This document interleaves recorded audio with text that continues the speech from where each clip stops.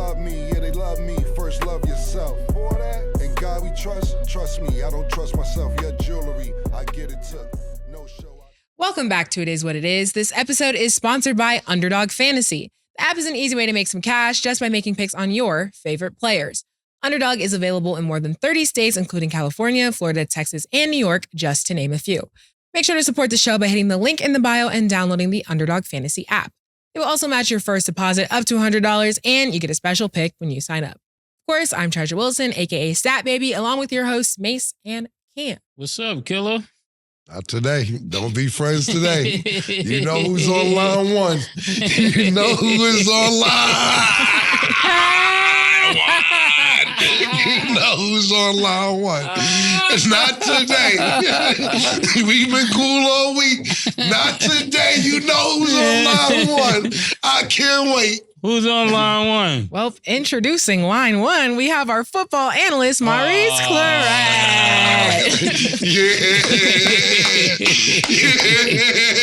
I've been waiting all week. I've been waiting the whole week. I've been waiting all week, man. Excuse me. Hey, you know what time it is. I've been waiting all week, Mo. I cannot wait. Yes, I can't wait, baby. Go ahead, Mo. So, you know we got to talk about the two games.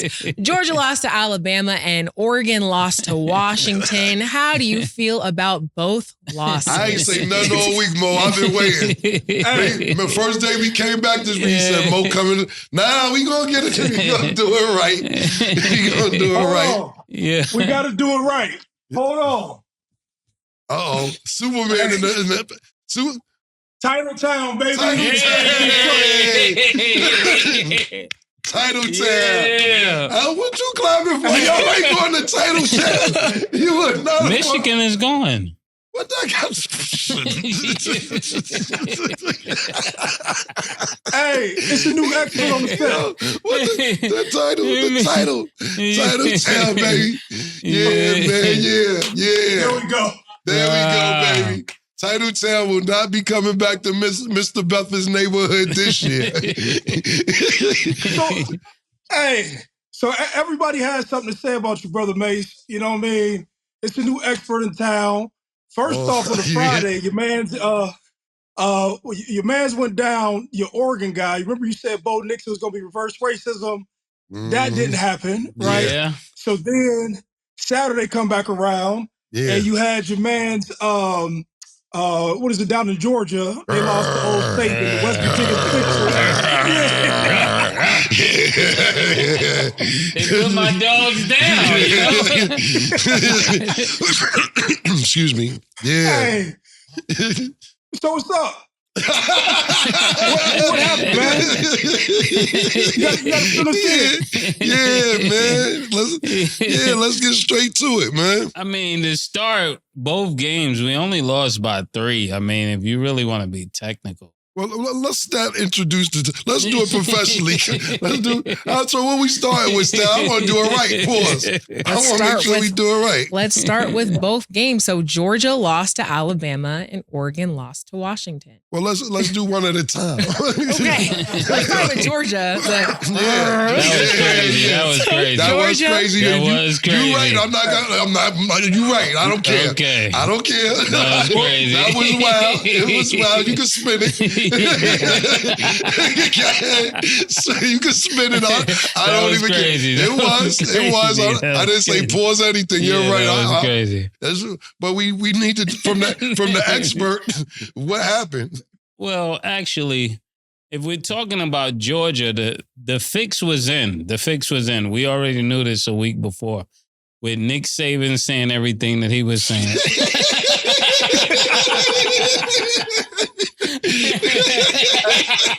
Hey, DJ. Excuse me. Yeah. My man. Oh. Yeah, the fix was in. I mean, we already knew it. But based upon what Nick Saban was saying, he knew they had to win that game to make the playoffs. He already talked with his people talked with my people, and they already let me know this. My guy right here, boy. That nigga cut master murder. Yeah. Look, if that's all he gonna say about it, fuck it, I'm gonna jump in. What I'll say is this, man. Them niggas lost. Mase ain't no 5 niggas on the team all year. He was running with he's from Atlanta, he's from Georgia, the DMX voice, God bless the dead. It was crazy. What I will say is this about that particular game. I am proud, very proud to say that we have Maurice on this show, and you're a great mind and a great analyst, especially the job that you've done this season with college football, and we want to thank you for that first and foremost. The reason I'm saying, I mean, of course, we see the work that you do every week anyway, but when you said this a week or 2 weeks ago, I wasn't even understanding what you were saying. So Mace talking about this people's called this people's. Mo said this 2 weeks ago, and none of us understood it. We was like, what you mean Alabama could get ain't they number 9? Or some crazy shit? That was crazy. Yeah, so when you were saying it, I was like, hell no, Moby, I know Mo knows shit, but like, what do you mean some type of way they could still get in the fucking playoffs and try and win a championship? So I'm not saying I was doubting you, but I was saying like, this would just be flagrant. This would just be out of fucking control if somehow Nick Saban was number 9 and number 8 or whatever number they were. I didn't even understand how they would win. I mean, pardon me, be in the Final Four. So then when I was actually had dozed off, it was 30 minutes until they was making the announcement for the playoffs. And when I woke up, my man was like, yo, Alabama's in. I said, get the fuck out of here. How the fuck they in it? Nigga said, Alabama's in it. I said, yo, this nigga Mo called this shit. How the fuck are they in it? Then my mind just goes into people who know people who know people who know people. Like, yo, that's that, yo, come on, we beat number 1. Florida State, they gonna stink it up, bro. Come on, my nigga. Like, they just scored 3 points. Like, yo, bro, when you said this, I didn't think you was wrong and you didn't know what you was talking about. I just had to say this was very far-fetched. So thank you for your insight. And you actually calling this shit on our show, on the Is What It Is show. You actually bring your insight because you called this shit. I didn't know what the fuck was going on when you said it. And now that I see how it went, you're a fucking brilliant mind with this college shit. I didn't know, man. So shout out to the new expert when it comes to college football. And the new Mo, welcome to the team. And Mo, welcome to my team. Expert Maurice.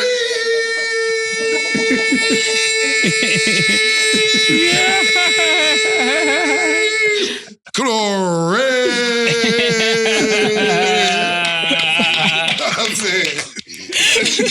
Welcome to the team, Maurice. Welcome to the family. So man. Go ahead, Mo. I tell you this, man. Just like the more the stuff comes out, just with even Florida State not making it, right? And I see Nick Saban, he was on the Pat McAfee show. Pat McAfee and ESPN, they partnered. And I remember when he was talking, I think this was on Pat McAfee's show, but when he was campaigning about the SEC being the most competitive conference, the teams that when they lost to Texas, the position that they were in, and he was like staging his argument, knowing that they was going to go to the committee later on in the season. And like midway through the season, they start getting hot. Milroe start playing a little bit better, and they caught like that Alabama run. And I really believe when he starts seeing all this Michigan stuff take place, like even when they placed them 3rd to try to kick Michigan out of the playoffs, and even as they seen like the strength of schedules with other people, he was already campaigning on ESPN. The reason that is so significant that he's campaigning with Pat McAfee and doing it on ESPN is because they had already bought the rights for like $3 billion a few years back. And so he's basically saying like, man, we're a huge revenue generator on your platform.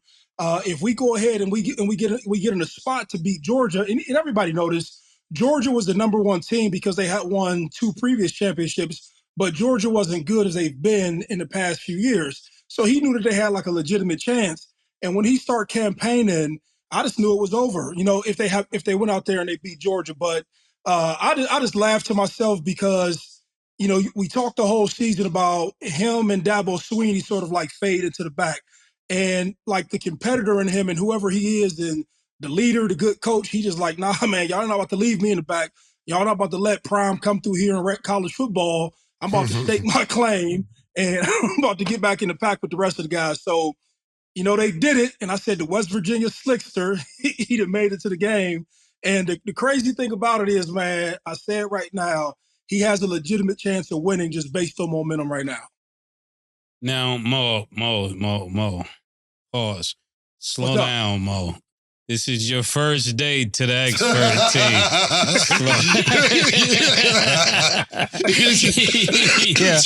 Yo, I mean, you don't want to talk about Florida State. Like, Florida State should have been in the top 4. Even if they won this game. That was what I was thinking. If they beat Georgia, they should be 5 or 6, but definitely not 4, especially when there's never been an undefeated team. I think in probably like the last 10 years, that's won their championship, whether it's SEC, Pac-10, Big 10, Pac-12, Big 10, whatever other conference there is. So this is unprecedented. So we might as well just talk about that now. Yeah, I was going to say, I didn't know if you wanted to have comments on Oregon first before we get into Well, let's just talk about Florida now. Let's get into it. Okay, so obviously this is a really big debate. Maurice, I'll let you continue in a second. So obviously, despite being undefeated, Florida State was left out of the college football championship. So Michigan, Washington, Texas, and Alabama will advance. And to your point, Mase, this is the first undefeated team from a major Power 5 conference to be excluded from the playoffs since its inception in 2014. So how do you feel about FSU being left out, and does this decision even make sense to you? Yeah, like I was saying before, it makes absolutely no sense. The Big 10, the Big 12, the SEC, the Pac-12, and the ACC. Come on now, this is Florida State. I know what they're trying to campaign. They're trying to say that the ACC is not like that tough of a schedule. But when you think about, the revenue that they bring, a lot of people going to come from Florida. Just as many people will come from Florida as Alabama. We all know this. This is not a new program. This is a storied program. This is not like Boise State, or if it was Idaho or somebody. No disrespect to Boise State and Idaho or Iowa, but this is Florida State, man. This is the Seminoles. Come on, man. They got to do better. Yeah, I feel just like you, the same exact reason, right? So there should be no scenario where you can go win throughout the entire season, and just because your quarterback gets a legit injury towards the end of the season, that you should be penalized even though you continue to win the games. And that's what I'm talking about. Like when you have this subjective process and you have these variables inside of the bylaws, like, so a lot of people don't know that it's in the bylaws for the committee to have discretion on who goes to these games. And they say, hey, man, if you're injured or if you're down a star player or for whatever reason, we can make a decision on who we put in these games. But that's kind of letting you know I've put controls in place in order for us to make the best business decision. And sports shouldn't be like that. Sports should be like, man, me and you are playing one-on-one or team versus team. And if I score or I perform and I beat you, like it should be that simple. Like it's an objective decision. But when you had these kids go through the whole year, you're talking about seniors and everybody's doing the right thing. And then once you get to the door and it's your chance to go into the playoffs, and just because you didn't perform as well as the other team, to me, that's when you say like, okay, this stuff is bullshit, right? And I've been down to Florida State and I've, spoken to the team and I've been a part of their program. They have a history like everybody else. They have great players like everybody else. To your point, Mase, they were going to have people that was going to tune in and watching everything else. And, to make matters worse, the president for the college football committee, his name is Boo Corrigan, and he's the athletic director for NC State. With him being in their conference and him being the president of their of the association, you would think that he would advocate for somebody in his conference to come and represent them. You know what I'm saying? Knowing the revenue it generates and knowing the just how it lifts and boosts the conference in general to attract better players. But it made me think, like, man, is it something else, like when State wanted to try to leave the SEC? Is this sort of like punishment to them? Or there's all sorts of like diabolical politics that go into this stuff. Nothing is ever simple as it seems. But in short, I think it is unfair to Florida State. And if those kids got beat by 1,000 points, like, who cares? They've earned the right to go there. But, now we're in a situation where a committee has decided that they can't qualify. I mean, even if you think about this game, when Brock Glenn is playing as a true freshman and he steps in the game and win, this is reverse racism. Oh, what you think? That's what you think. Now they know how I feel. This is reverse racism. You did everything to be there and you still don't get the opportunity. So shout out to Brock Glenn, wherever you are. What you're feeling is what we've been feeling all this time. So I'm praying for you. I'm rooting for you. Come back next year. So at least you was right about the reverse racism, but just the wrong player. Who is Brock Glenn? No, you said for Penix and Bo Nix. Yeah, you no, did. I'm saying they gave the spot to the black quarterback. That's why I said reverse racism. Well, last week you said you got it right with the wrong players. Last week you was Bo Nix and Penix. Yeah, you always try to find a way, bro. It's a new expert in town, bro. It's a new expert in town from Columbus, Ohio. Not from Columbus, but he's in Columbus, Ohio right now. But I'm talking about Florida State. Can we stay on Florida State? Can we stay on the topic at hand? He tried to give you props and say you had the right racism with the wrong people. Okay. My mind is fast, My mind be down the street, Hey, I'm not mad at you. I'm just saying. Back to what we was talking about, though, when we was talking about generating money. And first of all, I want to say that my whole opinion is on the topic. First and foremost, I think it's fucked up for Florida State. And I know it's not NCAA basketball or NBA or NFL or whatever, but let's just say this was basketball and fucking Duke makes it to the finals the year Zion and RJ Barrett and all them is here. Zion gets hurt in the semifinals. Does that give Duke not the right to go play in the championship because the best player on the team got hurt? I think they really need to figure this college football thing out. I think you guys are right as far as money being involved. And I did some numbers checking real quick because Mase was like, Florida is going to make just as much as Alabama does, but I don't think Florida sticks together like that.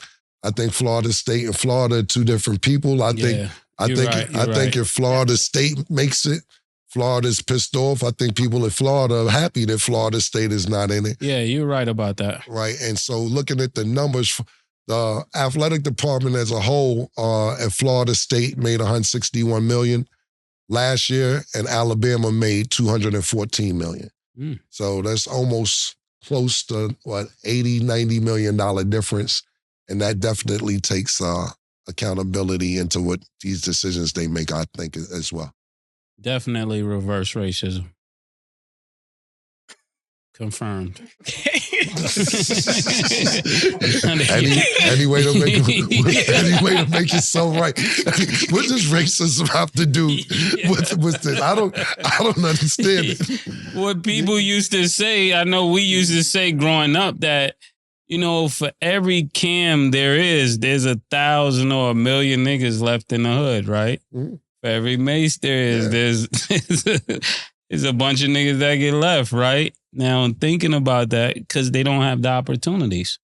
So when more money comes in to Alabama, those black kids are getting better opportunities.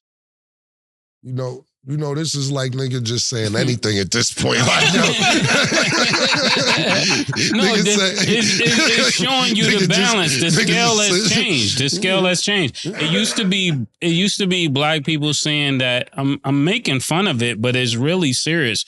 Like it used to be people saying if I had those opportunities, we don't get the opportunities that non-black people get, right? So now it seems like more money is coming towards the black players. To the niggas. Yeah. Well, yeah, but look, man, we've been killing niggas in football for a minute now, you know, and basketball and mainly Hispanic and baseball. Like we got leverage when it comes to sports. Where we don't have leverage is ownership in any of these things.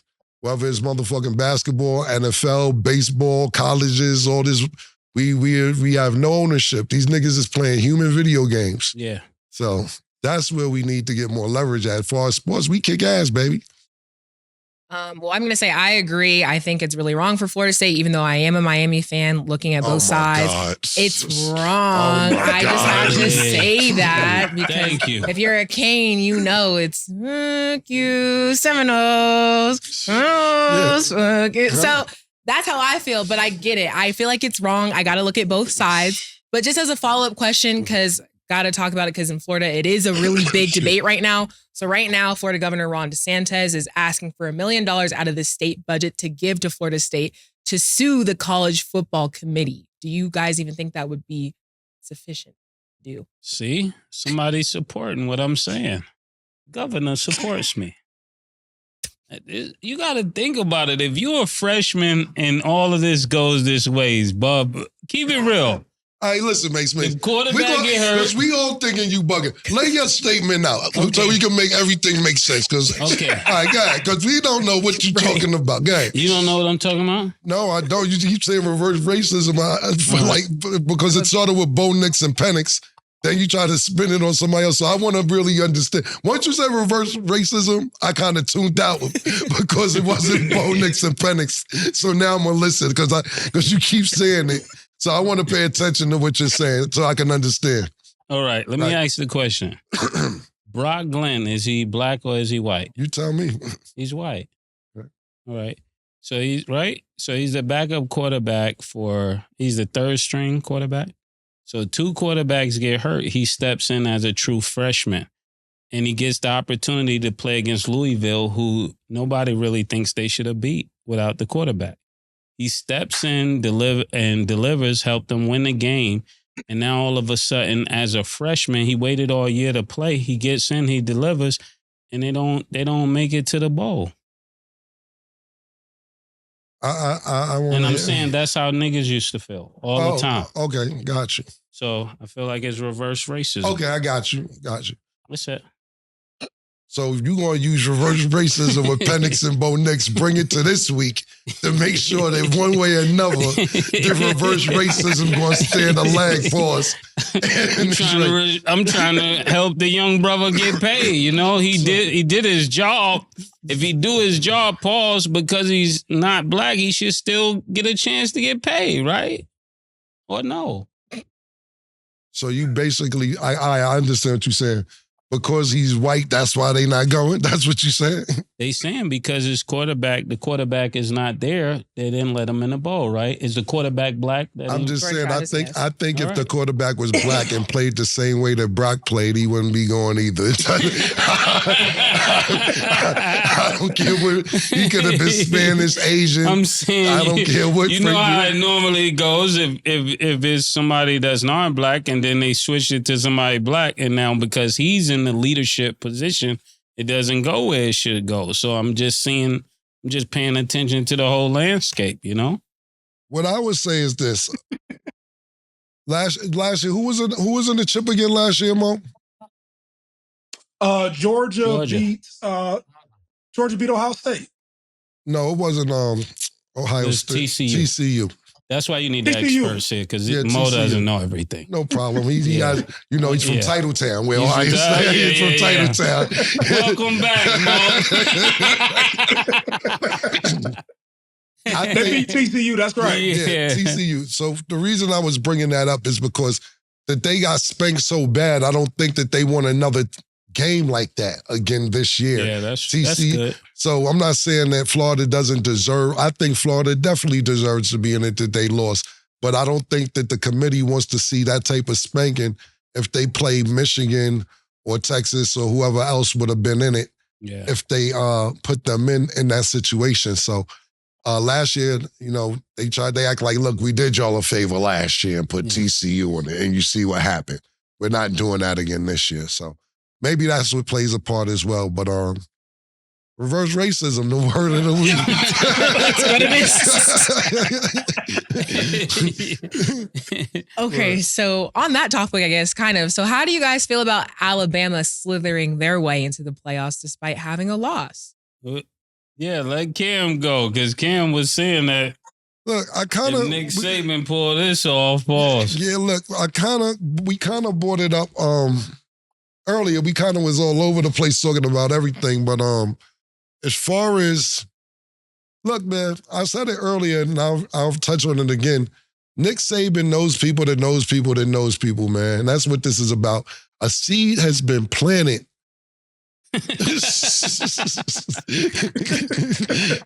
3 weeks or 4 weeks ago, and the tree grew. Pause, man.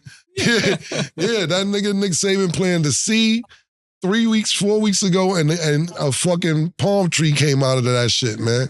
So at the end of the day, what I'll say about the whole thing is this. Look, after doing some due diligence, after you guys started talking about revenue and how much these teams bring in, how much the athletic, not just football, the schools as a whole bring in. Alabama has no professional team in the state. Pardon me, I don't want to get wrong for somebody to be like, we got a soccer team, or they have no, they have no NFL team, they have no NBA team, they have no baseball team. So this is big time for them as a state, not just a city, not just Montgomery or one town. This is big for Alabama as a state. Yeah. And Nick Saban plays on all that shit, bro. Look, Maurice said a great thing. I think Nick Saban was at the beginning of the year talking about, all this Deion shit gonna die down about week 10, man. Niggas having all this. I know what the fuck gonna happen. This thing, let them niggas have their fun, man, for 3-4 weeks, and then let's get down to business, man. Deion Sanders said it. I seen Deion Sanders say a statement. I was actually cooking, and my TV was on, so I didn't get to see the exact statement. But he said something to the effect of, if you think they gonna have a college playoff without Nick Saban in it, you out your damn mind. And here we are today. Deion Sanders said it. Maurice Clarett said it. The Buck Ducks aren't in it. the Georgia Bulldogs aren't in it. Ohio State, my pick, isn't in it. Colorado, which was standing on Black Power, wasn't in it. So I will say this. We all have our favorites and who we would like to win, but I will say that the only person that I know, or two people I've seen outside, that's in our circle, I can't say anybody else that works for any other networks or something like that, is Deion Sanders and Maurice Clarett. My picks were wrong. Mace's picks were wrong. But Mase, according to Mase said, like Mase scrolling like a motherfucker. He gonna find some shit. He gonna find something. I told y'all about Michigan a week ago. No, you said they were gonna beat. I did. Listen, Killer, I told you about Michigan a week ago. We can go back to the tape now. Ain't no need of us having this conversation without the tape playing. Yeah, you're right. Like, old dog. Nigga, this you on the tape, nigga. This is what the nigga said on this tape. He did say this. Oh, man. Oh, man. And I wore a little blue and gold. Zoom in a little blue and gold. Yeah, I didn't want to pause, My man. But hey, you good guy, man. That's all I had to say about as far as Nick Saban getting into the playoffs. No, it's two things. I was gonna say Mace gonna be shouting out, people from Detroit next. Yeah, that's the start for yeah. Yeah, we don't know. We don't know who's coming from Detroit next. That's a fact. You know niggas Milwaukee, Phoenix. There will be some name shout out from Michigan soon. Yeah. Okay, well, since we spoke about Michigan, let's talk about Michigan. So the coach, Jim Harbaugh, had an interview after getting into the playoffs. He basically stated that he would take a smaller salary for players to have a share. In the interview, he said, I hope other coaches would use their voice to express the same thing when advocating for revenue sharing to benefit student athletes. So what's your opinion? Maurice? Oh, no, well, I'll start it off. So, one, to take rivalries aside, what Jim Harbaugh is doing is what no other coach in collegiate sports would do. Nobody's about to go out here and advocate for any of these kids that they get from the hood, from the suburbs, from anywhere, and jeopardize their current position. And for Jim Harbaugh to even take that stance, right? You have to figure he was suspended for 3 weeks, right?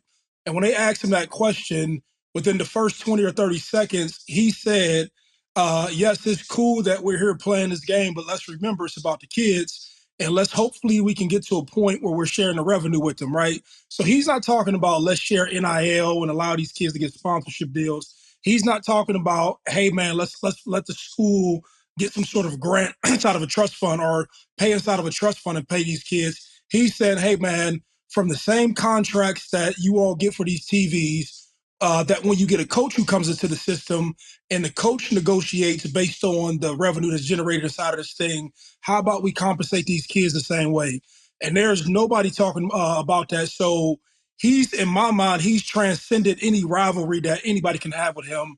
And he's like, he's putting himself out there. And then when you go and look at the history of him, when you had this stuff going on with COVID, it was regular employees at the University of Michigan, be it regular employees and assistant coaches who couldn't afford either bills or have financial struggles. My man reached in his pocket and gave $2 million of his money to people. And so, like, when you see somebody talking it and walking it, and I don't care where they from, I don't care if we have like a long-standing rivalry, he's doing what you hope more people would do. And the reason that it's so personal to me is because when these people go inside of these homes, right, you know, nobody goes into these hoods other than for Black talent. You know, I heard Cam said it earlier, like, hey, man, this is a human video game to some people, right? And if it's a human video game and you go recruit these kids from inner city LA, inner city Houston, inner city Youngstown, wherever you go, you're going to get a valuable resource out of that community. And you talk about, I want to love this kid and hug this kid and educate them and do all these things to help this person benefit. He's directly saying, like, this is how you can do it. And there's a lot of kids in the system who have no clue of where they fit in economically. They have no clue of how to value themselves, how to value their talent. They are like first generation kids who come to school, who parents haven't been to school, who don't know how to advocate for him. So him taking this stance is super important. And as a person, I'm a fan of him. I want to beat Michigan, don't get that wrong. But as a person, I'm a fan of him. And I publicly said anywhere I go that what he's doing is like admirable and honorable. That's really good, Mo. Can you elaborate for those that do not know? Who did he give the $2 million exactly to? So you can Google it, but I'm pretty sure it was assistant coaches and staff members who, like, you know, and correct me if I'm wrong, it was like normal people who worked at the university who just weren't able to still get paid during COVID. So he took, like, I think $1.5 million to $2 million of his own money, and he distributed that to normal people. And believe you me, man, there's a lot of people who talk a whole lot of shit about what they'll do and how they'll help people out. But $2 million is real money just to go ahead and give to other people. You know, he's basically saying, like, man, I'll put my money where my mouth is at, or I have enough money, or this game pays me enough. And there's other people who help to make this thing go around. Like, when you do that, you basically like sending a message. And, like, you know, I ask kids, you know, ask your coach, like, would you really take this stance for me? Would you really go out here and put your career online to say, hey, man, I want to advocate for these kids who allow me to make the money?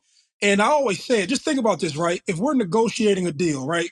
We're in the same thing, we're negotiating a deal, and I'm the head coach, right?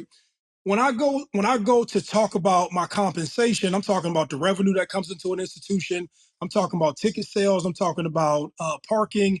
I'm aggregating all this revenue in order for me to say, hey, man, this is what I bring to the table, right? And that's the data that you use to negotiate your position. That's how you get paid $9-10 million, right? Based on your performance and on that data. And he's basically saying, let's use that same data for kids because you can quantify a kid's talent. And the reason that they don't make the reason that they don't want these kids to be represented in any capacity, because there's accountants, there's people who gather data, there's very smart people in this world who can help these kids to understand it. He's just starting the conversation. Just as years ago you weren't paying athletes with NIL, now you have like the start of it. He's starting a different conversation. It may be 7, 8, 9 years before it happens, but there's somebody that is an authoritative figure who's starting it. And that's why I think it's admirable, because now other people like us, we can talk on this platform, and then you educate people who then can say, hey man, what we've been doing is wrong. Like at one point, somebody thought slavery was right? And then you just start to move further away from that, and then you get a different model than what you originally started with. That was good. So you basically smoothing over this Ohio State loss. That's all I really heard the whole time. Everything you just said. Hold on, man. Hold on. No. Hold on a sec. Sorry. The whole shit about it, man. Why do you keep acting like this, man? He's giving Michigan props when he shouldn't be giving Michigan props, and that's real shit.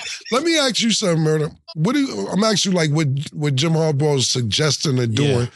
Yeah. What do you think about it? I think it's great what he did, especially if he went in his pocket and began to give his money out to the people that work hard to make these things happen. Especially because if you want to build morale and you want to build momentum, that's a great place to start. And a lot of times when people are trying to create change, they don't create change through them changing. They want to see everybody else change. So my hat go off to him. Yeah, boy. This nigga's amazing, my nigga. This nigga's the best around. This nigga election. So outside of this business that we have here, what it is, me and Mase have other businesses that go on outside of this business right here. You know, a couple restaurants, a couple other things we working on. And when I suggest to give niggas more money, he said, Cam, when we giving up this type of money And I'm like, yo, Mase, you know, y'all realize keep the morale up. And Damn, I don't know about the morale and all this other shit that you talking. I said, well, you know, they wash the dishes, Damn, that's what they was born to do. Yo, camera on me. I'm here to tell the truth.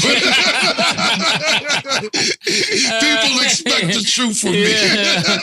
Hey, I said my hat goes off to him, boss.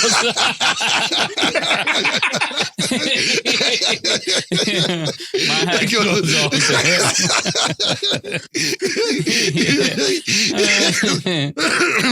I was just wondering what your view on it was, because I know how you give it up. Shout out to Jim Harbaugh, man. Yeah, much love, man. Harbaugh. I think that's dope, man. I think that's really dope. So we're going to go to break, and when we return, we will get into y'all's college football playoff predictions. She called this thing about toxic. 4 years and counting. Got you feeling like an option. Maybe I'm my own problem, babe. She tired of hearing I don't know. My stubborn in me won't fall. Dealing with this thing called trust. But she really thinking about she wanna be free. Welcome back. So let's get into our Underdog Fantasy picks of the day. This afternoon, the Pacers will play the Bucks. Underdog Fantasy has Tyrese Halliburton at 28.5 points. Do you have him higher or lower? Mase, this is for the in-season tournament. Right now, anything with Halliburton, we just gotta give him the let it pause higher. No, higher too. Okay. Sits on the line. Hey, Giannis is at 11.5 rebounds. Do you have him higher or lower? I'm gonna go lower. Lower. Okay, and Dame is at 27.5 points. Do you have him higher or lower? Mase. Higher. Okay. Make sure to download the Underdog Fantasy app and you can make your picks too. We are joined back with our football analyst, Maurice Claret. Okay, so let's get into the games. The playoffs will be on New Year's Day. First, Alabama will play Michigan. Who do you see winning? I'm going to go with old Nick Saban. And for one reason only. This is just a football, just from a football standpoint. When you have the best athlete on the field, which is Milroe, who gets a chance to have the ball in his hand every single play, pause. And what I've seen, what he's done over the last few weeks, it's very hard for a defense to prepare for that. And just for people to understand, when you're a quarterback and you drop back and you hold the football for maybe 3 or 4 seconds, it is very difficult for defensive backs to keep up with these guys. And that's when plays typically break down. So you have the fastest guy on the field who gets the ball every single play, and he can extend plays probably against a defense that is slightly inferior in speed and athleticism. And that's just the reality of it. And I just see Alabama being able to pull it off against Michigan. Pause. If Alabama wins this, I mean they're gonna win the whole thing. I don't know if I'm ready to say that, but I can see it. I'm gonna say I wouldn't doubt what Maurice is saying. He knows way more about this than we do. I'm gonna go with Michigan solely off the fact of momentum, camaraderie, brotherhood. Nick Saban getting players to rally behind him, especially financially. Not definite financially, but saying that he wants to get players money, giving out donations to people that's in the university. And not only that, I think he's due. He's been there, I don't know, maybe 7 or 8 years now, I'm not sure, without a championship. And I think this is his time. They also banned him 3 games, where they won all 3 games when he was banned. I think this is a momentum situation. So that's the only reason I'm going to go with Michigan over Alabama. And besides me not wanting Alabama to win, nothing against the state, I think the fix was in. Seed was playing it, like Mo said, but purely off momentum of banned for three games straight, still won all 3 games. He's out there saying he wants players to get more money. He's willing to take a salary cut for players to get more money, then donating money to people who just work around the university. Y'all better win for that nigga. Yeah. And y'all better win. Just to clarify, you meant Harbaugh. Jim Harbaugh. I'm saying Harbaugh. I say, I'm sorry, Nick. Yeah. I meant Nick Saban, sucker ass. Pause. My fault. Harbaugh, Jim Harbaugh, my fault. Thank you for correcting me. Let me clarify that. Yeah, absolutely. Well, all the shit that I named, they knew it wasn't Nick Saban going through all that crazy shit. You know what I'm saying? So. Okay, and then Texas will play Washington. Who do you see winning that game, Mark? That's a good one, but I'm going to go with Texas. And the biggest reason is that I think Texas has a solid defense, and I don't think that Michael Penix has faced a defense like Texas, fast, aggressive. The Pac-10, or not the Pac-10, the Pac-12, they don't play a lot of defense. There's a lot of just 1,000 points being scored, not a lot of defense, not a lot of blitzing, and I just don't think that he'll hold up towards the Texas defense. I also believe that if you look at Texas running back, they've gotten a running game going, and having a solid running game against a team who isn't used to playing defense in Washington, you're going to be able to keep Michael Penix on the sideline a little bit longer, which gives him less attempts to basically go out here and win. So I'm going to go with Texas. My personal thing is Texas and Alabama back to the championship. That's what I think, just my personal opinion, but that's what I'm going with. Mo, you heard me say all of that on the commercial break, Mo. Why would you do that? Shit right here, boy. I gotta watch my notes with these niggas now, man. Yo, Mo, nigga, come on. That now, nigga, Mo. you trying to say the nigga Mo acting like Yeah. Like the nigga on Martin. Nigga said, "Did you miss me?" That nigga stole Martin lines. I'm gonna give my Varnell Hill. Yeah. Varnell Hill. Oh, you a wild guy nigga for said, that. Mo was Varnell Hill right now. I would like to see, just because I've been following more Washington Wynn and Penix do his thing. I've been watching Texas do their thing all year.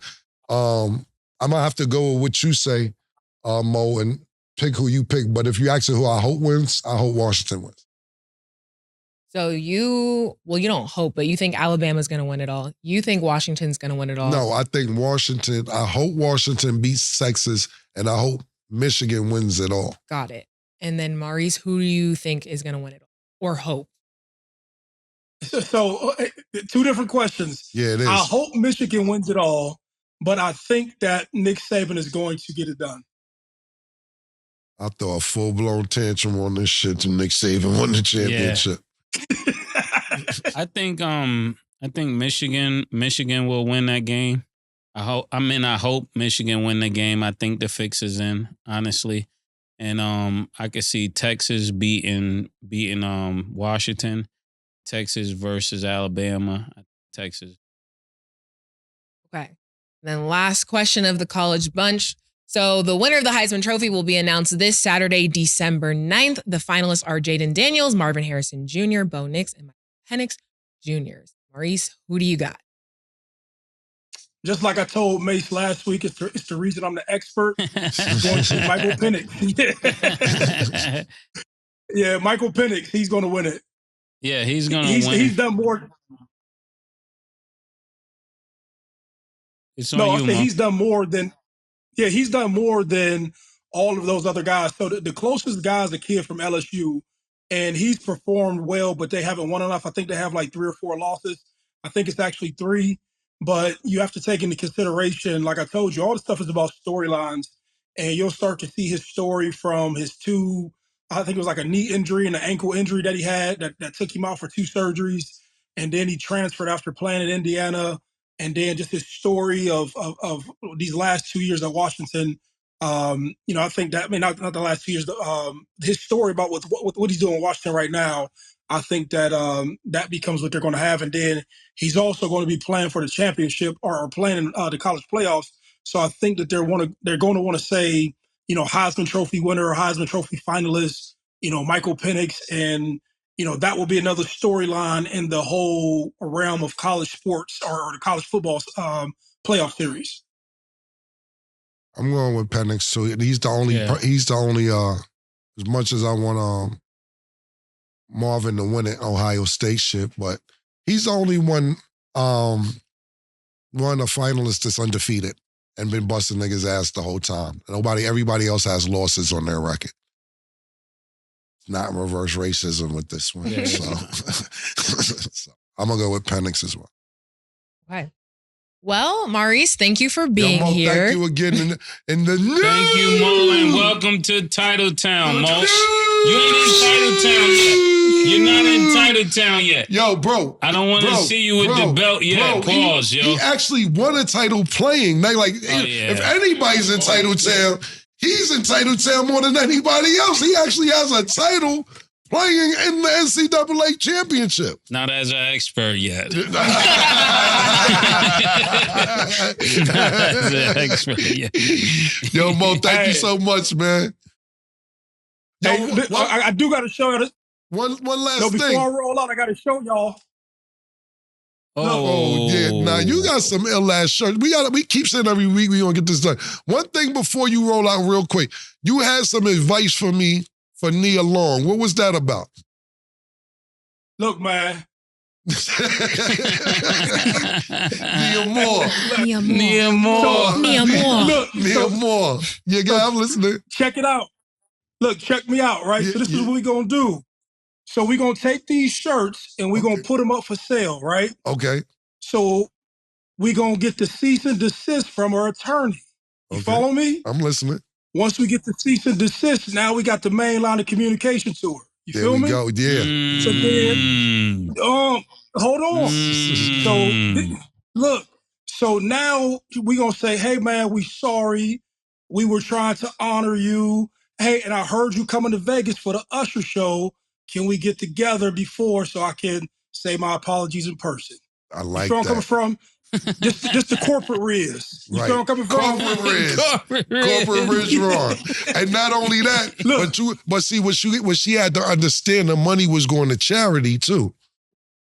All the proceeds. The proceeds was going to her favorite charity. Hey, look, and if they tag her enough in this, she gonna get the clip, and then they're gonna be like, man, he has friends, and his whole crew is trying to see him win, and we support you doing the right thing. You feel where I'm coming from? I fuck with that. Yeah. Let's not give too much on the screen. I'm gonna call you. I'm gonna call you. We gonna get this right. I love, bro. All right, I'll wrap with y'all. I love. Okay. So now we got to get into the in-season tournament games. On Tuesday, the Lakers beat the Suns 106-103. This definitely got a lot of people heated on the score. So how do you feel about the game? They cheated, nigga. You know they cheated. But this is another, come on, man. This is what I be talking about. Like, I don't be trying to go against the Lakers. I'm a lifetime Laker fan. But it's like when this happens, it's hard to stand. I'm a purist, you know? I'm a purist. I'm a basketball purist. When you say cheated, what happened? With the call. Which one?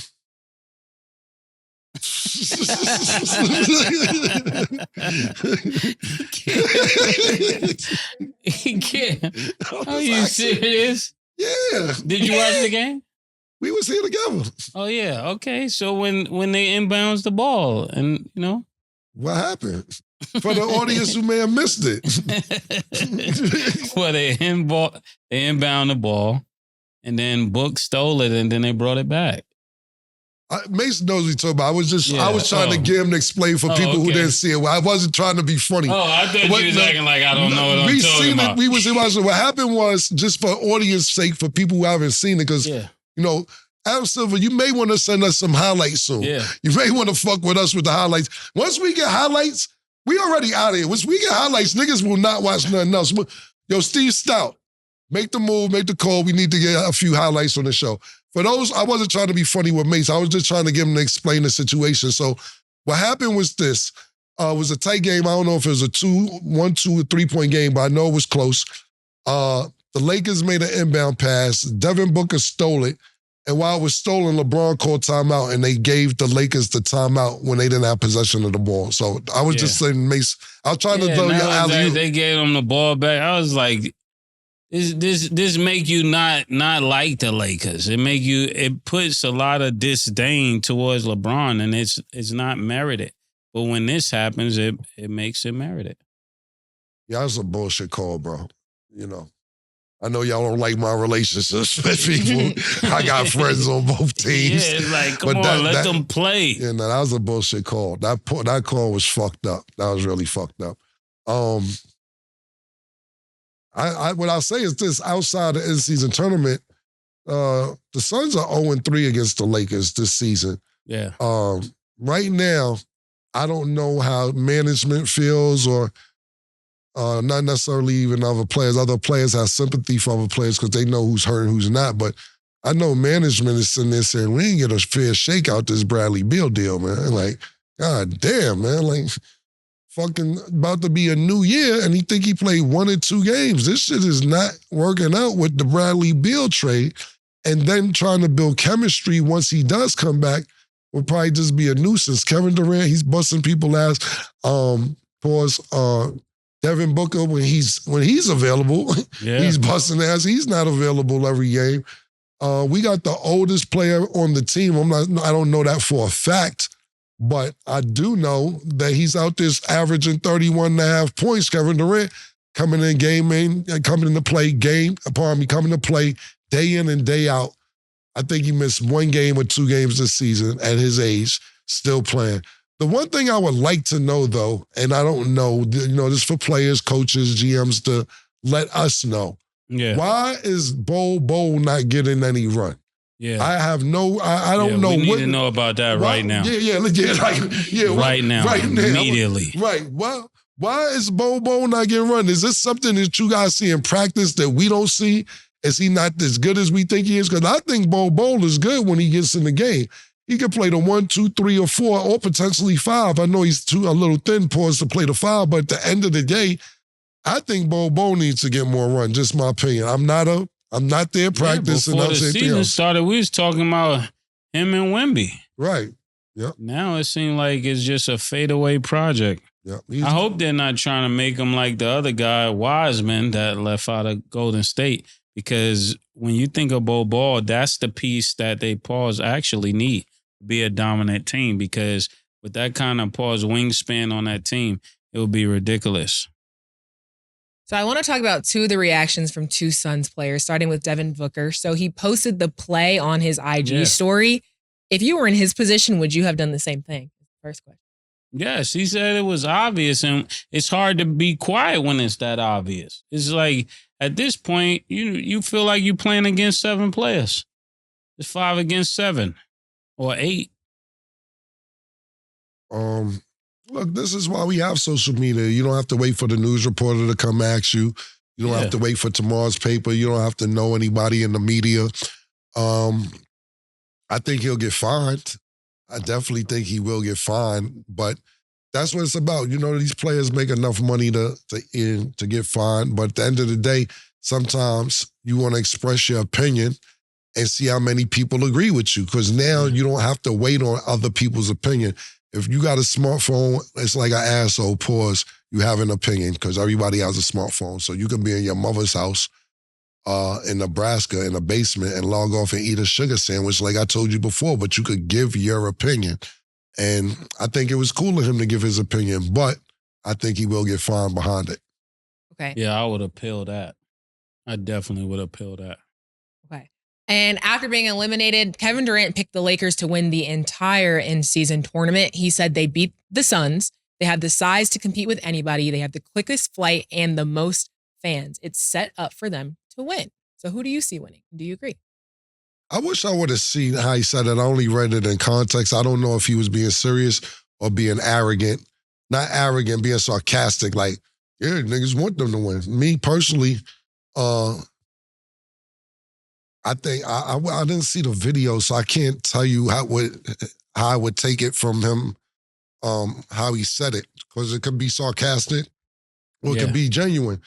He's basically saying all the calls is going to go to the Lakers. Right. He says it's set up for them to win, meaning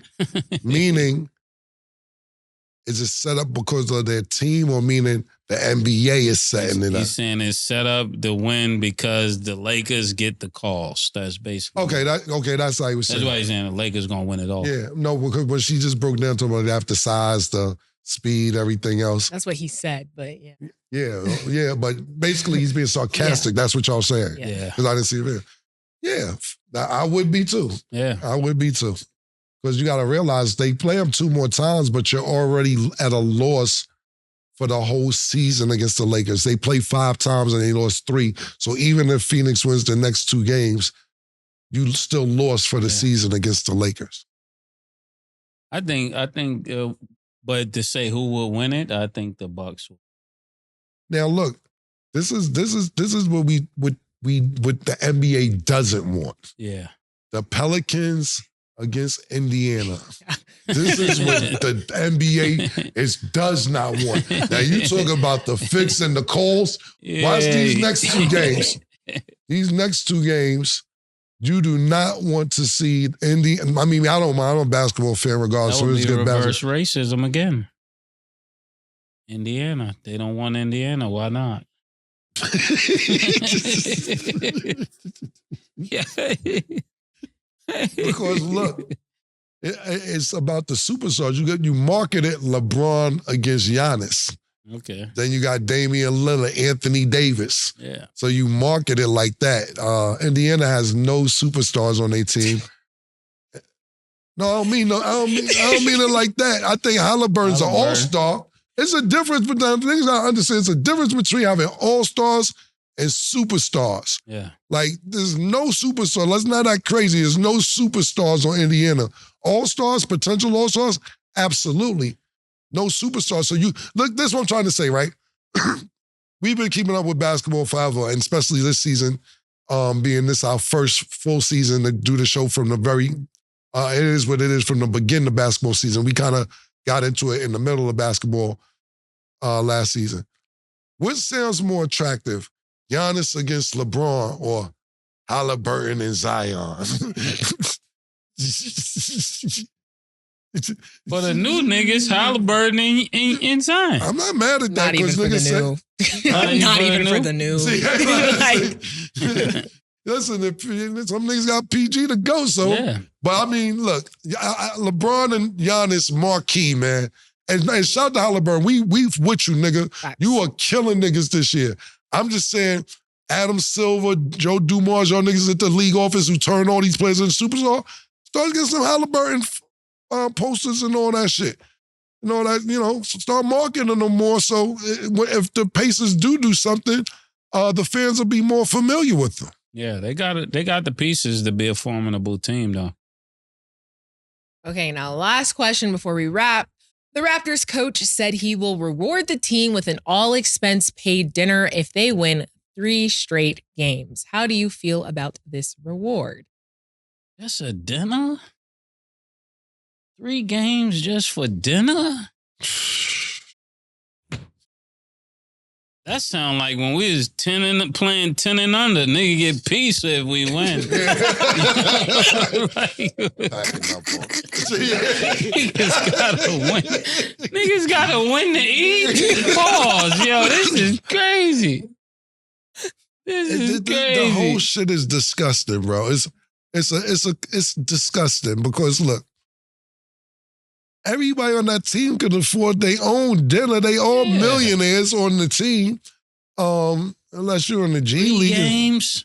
He didn't say rollies or Pataxa. He say brand new car. Listen, bro. Secondly, has it got that desperate to do it to just win 3? Yo, give me 3. Pause. Give me 3 games and I'll take you all to dinner. Yo, my nigga, that ain't it. Secondly, players looking at you like you a sucker because now they like, this all we getting is dinner? Like Mase said, you could have got a pizza. That's just almost like, it's that type shit. And he didn't specify what kind of dinner. My thing is this, are we really trying to convince NBA players to win 3 games straight for dinner? It ain't even about the prize at the end of the 3. Like, damn, all I need is 3 games. What can I offer them? Even if he told them niggas, I'll pay your mortgage for a year, I'll buy your car, whatever. That has to be incentive for niggas to want to win 3 straight. That shouldn't have to be incentive. It don't matter if it's dinner, I don't care if it's new cars, I don't care if it's watches, I don't care if it's jewelry. Y'all should want to win 3 straight no matter what the gift is. Fucking Raptors. The only team in the country.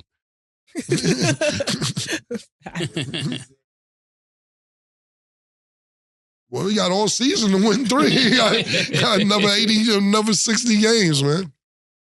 Well, let us know what you guys think. That's all the time we have for today. Thanks for watching. And as always, it is what it is. 2 Big Macs, like when they doing them 2 for $5.